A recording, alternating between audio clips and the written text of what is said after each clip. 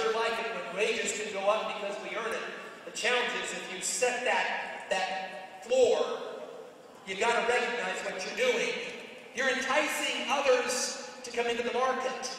I find it fascinating that the very year we raised the minimum wage, we also passed legislation to put a fence on the south border. If you really want to figure out how to deal with the challenges of immigration and other such obstacles, get rid of the minimum wage. It goes away.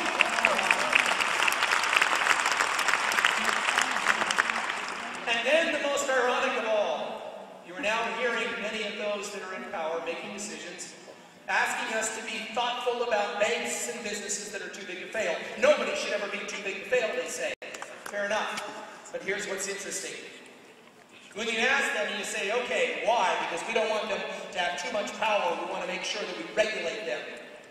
You recognize that the very thing that America is depending on today for its very survival is that China, Japan, and others will believe that we are too big to fail.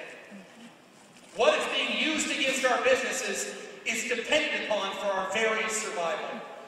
The hypocrisy that exists is one that we've got to recognize, because I assure you, those lenders out there are at some point in time going to say, wait, you're too big to fail, we're going to have to regulate you, just as we have done with our own companies.